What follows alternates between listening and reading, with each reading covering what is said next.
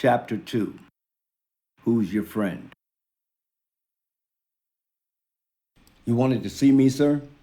VMFA Commanding Officer Colonel Titus Jaworski returned Hawk's salute. How are you, Hawk? At ease. The head honcho of Hawk's Marine Air Group grinned while stretching a long arm over his desk. Hawk shook his hand and waited to learn why he was here. Jaworski didn't keep him waiting long. Before you leave us, I wanted to personally thank you for your service and extend my best wishes for your future. Gonna miss you, Hawk. You're one of the good ones. Did he mean good officer or good nigger, Hawk thought, but said instead. Thank you, sir. Over the years, Hawk had mastered the lessons taught by his mother from the age of understanding. From day one, she drilled 3 things into his head. Don't make no trouble. When they say what, don't ask why. And most important, survival beats all. To that end, Lieutenant Colonel Jesse Hawkins was adept at being an Uncle Tom. Not a true Uncle Tom in the accepted sense. Although he usually said what he knew was wanting to be heard, he was never psychologically subservient. Sit down. Jaworski entreated while dropping back into his own chair. Really sorry to see you go. What'd you put in? 20 years? 22, sir. 22 years. Jaworski repeated as he flipped through a folder on his desk. You look too young for that. Guess it's true. Black really don't crack. Yet no. The reference sounded and felt condescending, but Hawk responded without guile. Came in when I was 21. Graduated college early. Yeah, you're plenty smart, all right. Says here you were commissioned out of USC via their NROTC program.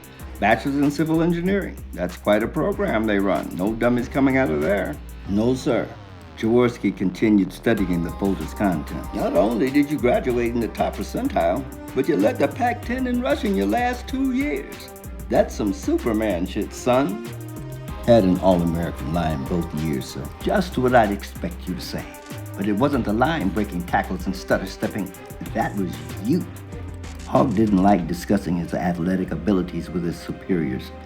He'd always suspected that some of his fellow officers were more comfortable accepting him as a physical superior more so than an equal officer.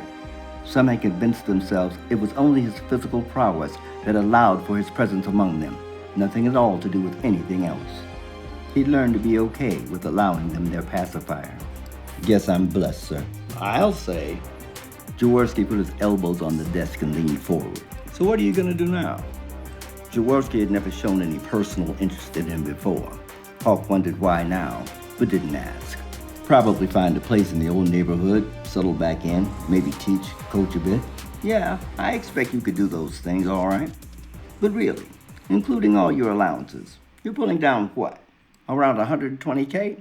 Hawk's antenna shut up. You're used to a decent standard of living. How are you going to get along on only half your base pay? Now, I know you ain't worried about my money, Hawk thought, but said instead. I'll be all right. I managed to put away a little something over the years. Good for you. Glad to hear it. You'd be surprised how many don't. But I'll bet you could use a little buffer, yeah? Hawk shrugged. Depends on what we're talking about. Well, I was talking with a friend the other day, and your name came up. Well, who are you talking to about me, Hawk thought, but asked instead. How's that, sir? You ever think about going into politics, Hawk? The question seemed out of left field. Hawk answered with a well-trained, neutral expression. Can't say that I have, sir. And you should think about it. You'd be a natural at it. If I may, sir, what's this about? My friend is a close associate of Egypt Everhart. You know what that is? Hell, Hawk thought. If you know, everybody knows. But he said instead, the preacher presidential candidate. Yes, sir. That's right. The thing is, if Everhart wins, he's going to name my friend to head the DNI. Hawk waited for the punchline, but his boss followed up with, the campaign is looking for men who can follow orders. Yeah, so, Hawk thought before answering. A lot of men can follow orders, sir. They're wanting you. Why me, sir? Jaworski leaned back and folded his arms across his chest. Drop the sir. Do yourself a favor. Go see my friend. Hawk had been invited to ignore rank. A foundational tenet fundamental to a functioning military had been waived. He didn't want another mission. He looked forward to retiring while he was still young enough to enjoy it. But ultimately, it was an easy decision. Today, he was still a Marine, and he did what he always did. He looked his commanding officer in the eye and said, Who's your friend?